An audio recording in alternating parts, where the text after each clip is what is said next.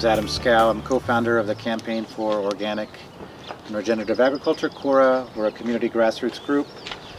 We've been at this for about 5 years now, and we've been concerned about the use of toxic pesticides around our schools, around our neighborhoods, and knowing the rich history of organic agriculture in this county, really saw that as a solution to promote.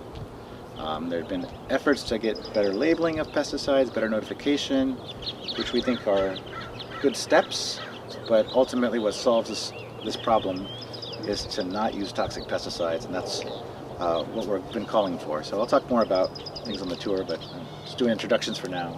So we have 3 stops in mind. We're in Pájaro Middle School, and if you want to just come, I'll show you the stops on the map. Let me just go behind you. We're here by the Ansoldo Senior Village, Vista Montana neighborhood, and then we're going to conclude at McQuitty Elementary, where we've done several press conferences. Dolores Huerta came back in May, and maybe a little bit of progress to share as well. As you know, we're in one of the most amazing climates to grow food in the world. The weather here in Santa Cruz County and the Pájaro Valley is an amazing place to grow food, and especially in the last 10 years, we've had more and more berries every year. We have more organic berries, but we also have more conventional berries.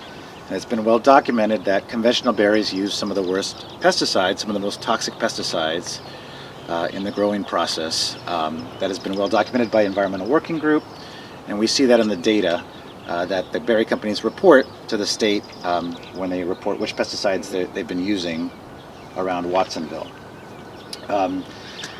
Here behind Pájaro Middle School, we have, these are usually berry fields.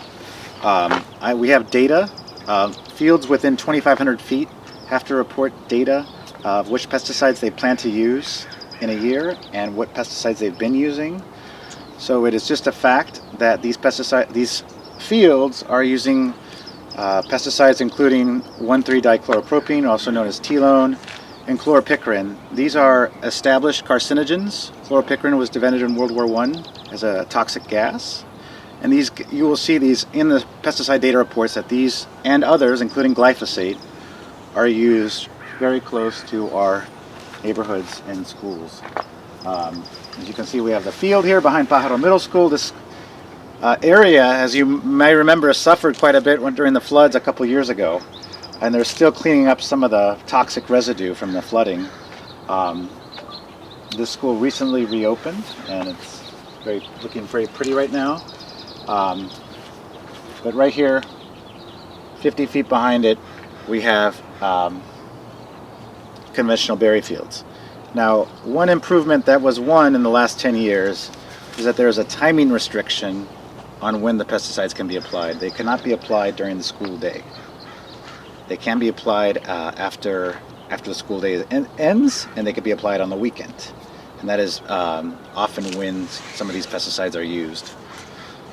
In the fall, the fumigate gases that I talked about, some of the worst, most toxic gases, when you drive around and you see those plastic tarps around the area, that's usually when they're injecting toxic gas in order to sterilize everything, in order to prepare it for growing conventional berries.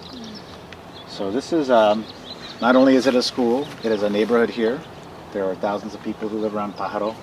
It is very much a farm working community. And we wanted to bring you here so you could see the proximity. And note, we're not feeling any wind right now, but usually the wind is coming off the coast and is blowing right into our neighborhoods, right into the streets, into the community. Some of these gases are known to have lives of 72 hours and can drift for miles. And we've seen that from studies from UCLA and other universities. So that's Pájaro Middle School. We have the reports. We're pretty sure this is grown for Giant Berry, is the second biggest berry company. Of course, the biggest company is Driscoll's, and I'll talk more about that later. We've been in conversation with them. But really, to summarize, Cora, what our request is that these fields around the perimeter by schools and neighborhoods, that these fields be transitioned to organic. And so that's what we've been after in this effort. Santa Cruz County, according to one state report, has the 4th highest rate of childhood cancer in the state. Yeah. Where those cancer cases are, that data doesn't show that geographically. We do, however, there's no question about that they are using carcinogenic pesticides right around here. There's no question about that. We also have an organization called Jacob's Heart, which is dedicated to serving kids with childhood cancer. And they're based here in Watsonville and Salinas, primarily serving kids from Watsonville and Salinas. My mentor, I came to Santa Cruz from Japan in 1996, and when Anne was still a grad student, and we were together. But my mentor, Steve Griezmann, was a person who started organic agriculture in Santa Cruz first, and then it was late 1980s. Maybe many of you know Jim Cochran, president of Swanberry Farm in Davenport. They were neighbors, and they talked over the fence and decided to do some trial. When nobody believed organic strawberry is possible in 1980s. And then they did side-by-side comparison of organic and conventional for 3 years. And at the end of third year, they found organic can get like 70% of conventional yield, and with price premium, they can be commercially viable. So they demonstrated that in almost 90. And ever since, right now, this year, organic strawberry acreage represent like almost 14% of total strawberry acreage in California. 14%. Is it high or low? But it took almost 40 years to get here, right? And then I've been fortunate to witness all the changes since 1990s, but slowly but surely things are changing. Like methyl bromide, most toxic but very effective fumigant, was finally phased out in 2016 in California strawberries. That's the last in the developed countries in the world.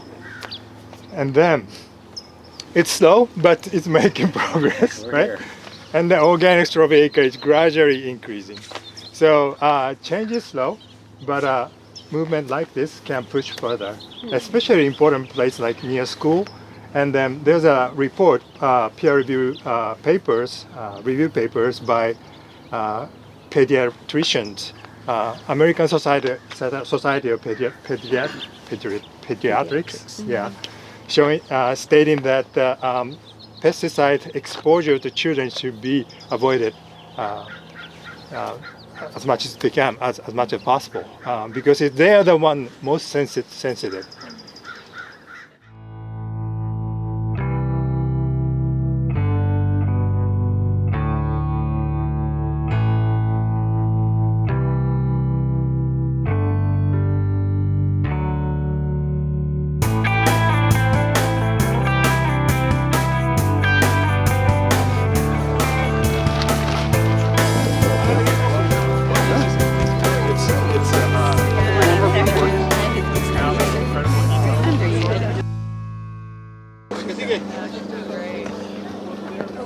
In the magazine? Yeah, These tarps are just being put up. This is our conventional raspberries.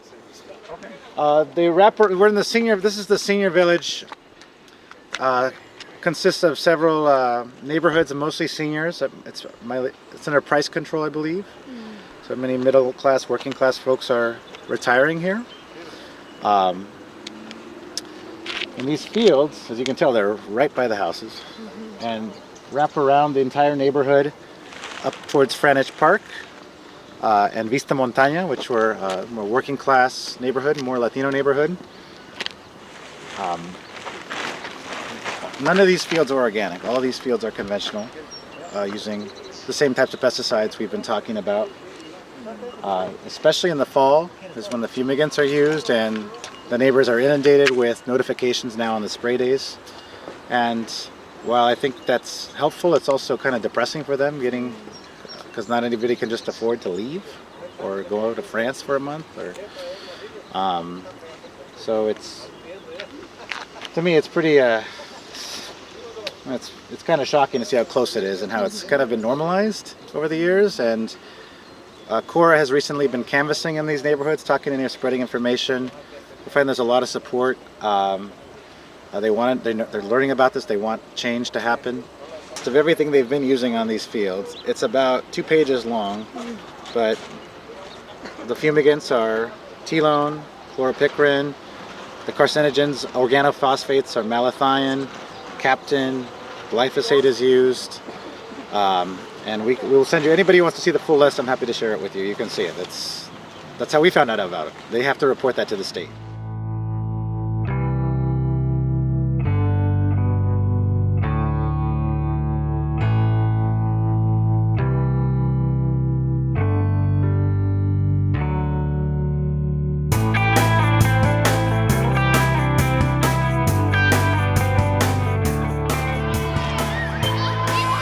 McQuitty Elementary School, one of my favorite schools. I used to teach after school music here, and lo and behold, we're right behind Nugent Ranch. This is operated by Ryder Berry, part of the Driscoll's family.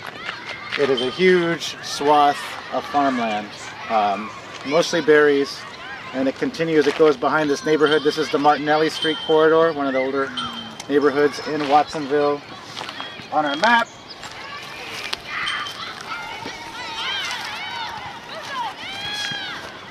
we're here, and this swath behind you is now organic, going out to the street to East Lake and along the East Lake corridor. This is all organic. It's about a third of this section. There are some rumors that more of the field is going organic. And while a truly independent small farmer may have challenges going organic, we're talking about a huge enterprise. And so, to their credit, some of it's being done, but we really want to see to the point that if it can be done here, it should be done around every school and by every neighborhood. It's only fair. So that's the update. Dr. Katie, did you want to share a few experiences? Sure. So I want to just share a couple of patient stories, because I feel like in this type of group, that's kind of what I can bring is stories. And so first, a little bit about me. I'm an OBGYN physician. I've worked as an OBGYN for 23 years, and 9 of those years have been here in South County. And many of my patients are farm workers and whose kids are here at school. And the first patient I want to tell you about is, I'll use a different name, but her name is Esperanza. And I took care of her during her pregnancy. It was totally uncomplicated. And it is such a great honor, because many times we take care of people during pregnancy and then they come back to us for different things, right? Like pap smears and mammograms. And so I saw her over the years. And a couple of years ago, she came, and it was just a regular visit. And she said, I always say, like, how are things going? And she said, well, my son, Mateo, has been diagnosed with leukemia, and he's 4. And her eyes welled up, and she said, I just feel so guilty, because I know that it's because of where we live. We live right next to a field. And it's so heavy to feel that parent guilt. And I think that I hear that day after day after day, where people know, like, there's a knowing in this community and a lived experience, and it's really our responsibility to pay attention. And fast forward a couple of years, Mateo is actually doing okay. He received amazing care at Stanford. He has 2 older sisters who one of whom was in high school at the time, and who struggled so desperately because she just didn't know how to talk about her experience. So thankfully PBSD was able to support her, and now the family is doing well. But yet that mom carries that guilt. And she was also a former farm worker. And I think that the combination of where she lives and her work just add this layer of heaviness, that even though there's gratitude and relief that Mateo is doing better, that that thread and that guilty feeling persists. Thank you so much for inviting me to join. I really appreciate both of you, Penny and Adam, for including me. I feel like I can't say anything without first recognizing that tomorrow is Farm Worker Day, and that this whole transition to Farm Worker Day really has been, I think, difficult for the community, for the movement, and I feel like I just need to acknowledge that and feel gratitude to the countless people who have advocated and tried to bring forward the injustices in the farm working community for so many years, and the courageous women in particular who have carried this weight for so long, and this journey. And so I feel like this tour is just building on a movement that has started way before our time and is going to continue to get stronger, because what it is about is injustice and disparity. And as somebody who's, I grew up in the Central Valley, I grew up in Bakersfield, I'm a mom, I've dedicated my career to health, public health, and addressing the social determinants of health. I just believe in my core that a particular population or a particular community shouldn't disproportionately carry the burden of poor health outcomes, of poor policy making. And so when I look at what's happening here and I learn about, the use of toxic pesticides near schools, it causes me to pause and ask questions. And, I'll be the first to admit I'm not an expert in organic farming or in these practices, but I am a learner. And, if anything, what I hope this tour gives to everybody and what I'm taking from it is the question of why. Why is this the way it is? And what can we do differently? And what can I do to help change the situation? And so I hope, every one of us here leaves with that question, why and what can I do? And I don't have the answers to that yet, and I didn't come here to share the answer, but I came here to learn and to listen. And so I just really appreciate the chance to learn, the chance to see firsthand. Adam and Penny said, it's one thing to look at a map here in your office, but it's another thing to go out and see it in person. And you're completely right. We can talk about this all day long, but to see the proximity between, recess at an elementary school and toxic pesticide use, it's pretty shocking. And so I just really appreciate the opportunity to do that this morning, and thank all of you for your efforts. Thank you.